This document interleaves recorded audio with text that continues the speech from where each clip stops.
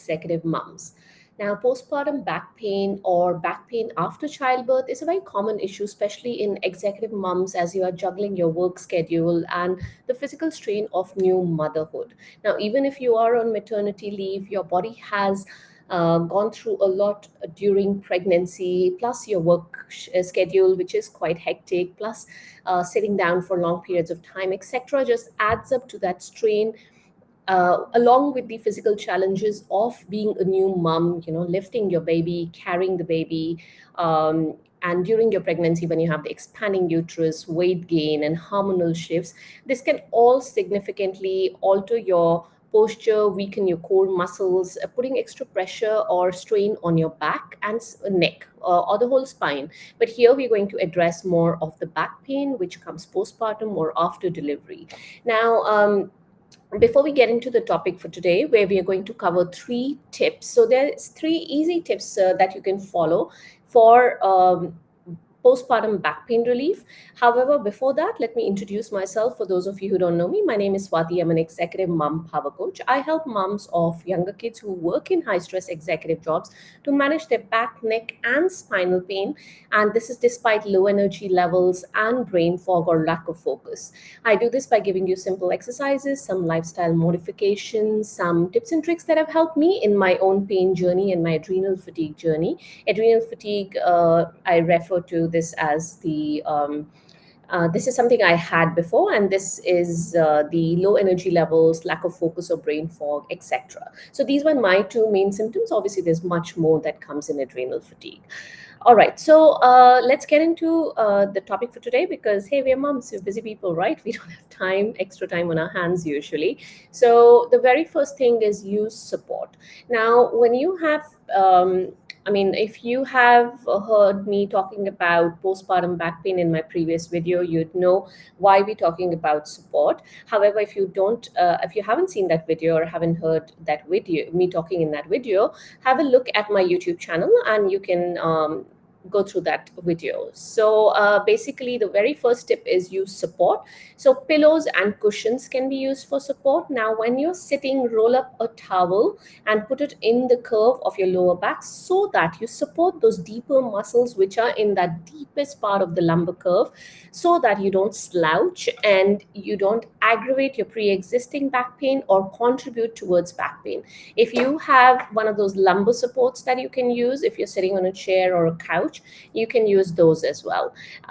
You can use a body pillow for sleeping. Again, I've done quite a few videos on body pillows actually. You can have a look at that, because those are applicable to whether you're pregnant or postpartum or not pregnant.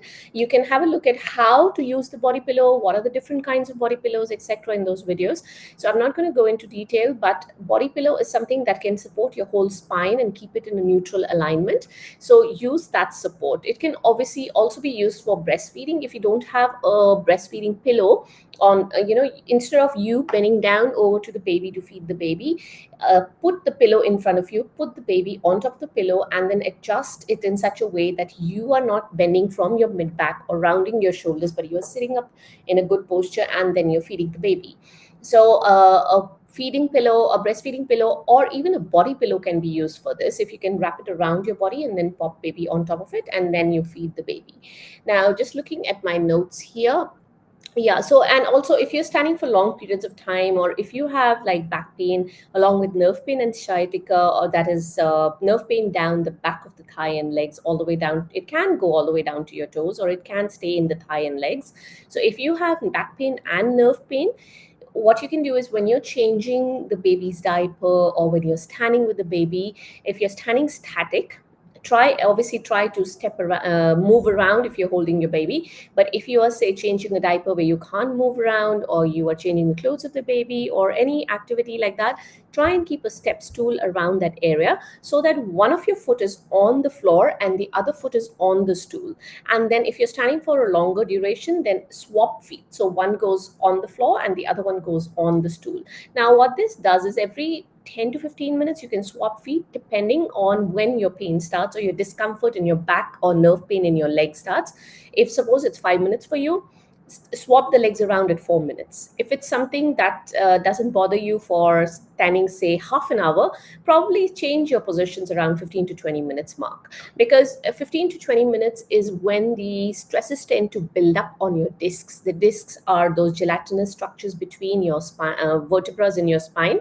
So that will help if you change your posture every 15 to 20 minutes.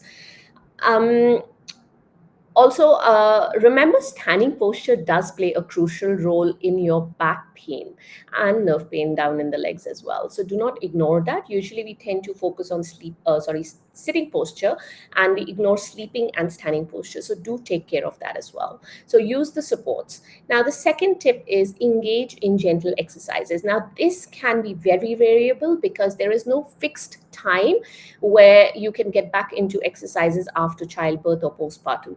Now, obviously, there are books that say a certain number of weeks if you've had a C-section or a natural delivery. However, everybody is individual, everybody is different. So, what works for me might not work for you, and so on. So, ease into the exercises. Maybe start with something gentler like postnatal yoga, a bit of walking, maybe just walk around the house with the baby, walk around, outside your house, take the pram, take your baby with you and walk around, or baby wear them in a baby carrier. Start with something simple. Do not go into higher intensity workouts at that time, because this is the time when your body still needs a lot of energy. You don't want to expend that energy into exercise and not have anything left over for the rest of the day, especially if you have low energy levels and brain fog. Remember to ease into exercises gradually. Of course, restoring your core strength is very important, whether you've had a C-section or a natural delivery. So that is something you can work on. Do not go and do your crunches and like the higher version of planks. Start with something really simple. Now, of course, I'm not going into exercises here because there are a number of videos out there, and if you're interested, you can ask me and I can guide you about those. So you can do something like gentle stretches, shorter walks, you can do pelvic tilts, etc. So if you're looking for some simple exercises that you can do while you're sitting on your couch or on your chair, because you might be looking at those office emails sometimes, you might be sitting in your chair. If you have an ergonomic chair, if you're somebody like me, I still sit in my chair as opposed to the couch. I prefer this chair because it's an ergonomic one. It supports my spine pretty well. So if when you're sitting down, irrespective of where you are, home or office or whichever surface you're sitting on, you can do some exercises. They're called desk-based exercises, but you can do them even at home. And you can have your baby lying down next to you or somebody else holding the baby while you do these exercises. They don't take more than 2 to 3 minutes. So I have made a free video guide on these exercises. If you are interested in that video guide, have a look at the link in the description to the blog that I have written on this topic. That blog has some extra tips for you, more than what I'm going to tell you in the video. It has that desk-based exercises. It has a video on when to use a hot pack and cold pack. I'll come to that point now. And basically, it's got a lot of information in there. So have a look at that blog. If you're watching me on Instagram, the link to the blog is in my bio. But if you can't find it, just send me a message and I'll be happy to send it over to you. All right. So again, what you can do is make time for relaxation. Okay, actually, going back, as I was saying, there is a bit of information about hot and cold packs in that blog. The reason being, if suppose you go out and do your exercise, or you're just starting out and you feel achy soreness in your muscles, use a cold pack. Cold pack helps to ease the inflammation.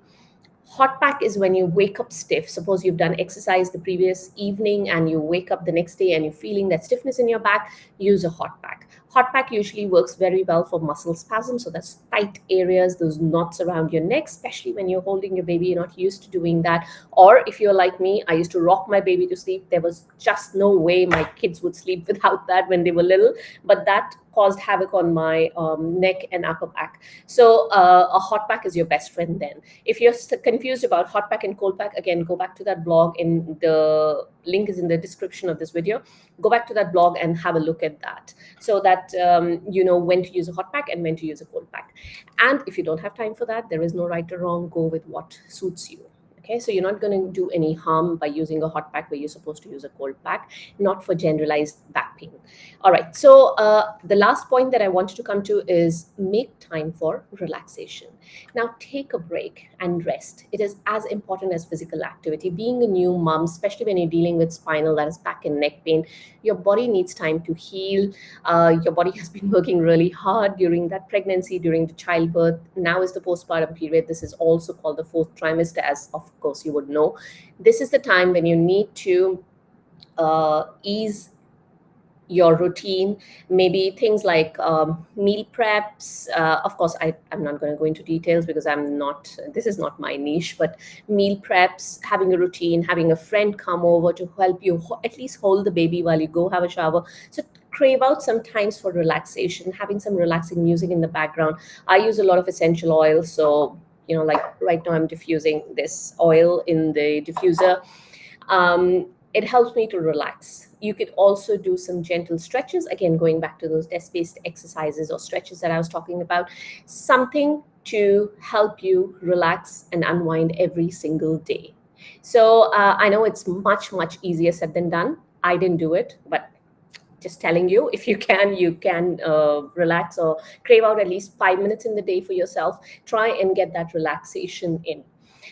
Alrighty, so if you want to learn more tips, you want that video guide on desk-based exercises, if you want to learn more about when to use a hot pack, cold pack, and well, a lot more information on this topic of back pain, which is postpartum, you can have a look at that blog that I described. If you have any questions, any comments for me, I'll be happy to help you out. Let me know, and I will try and answer them for you.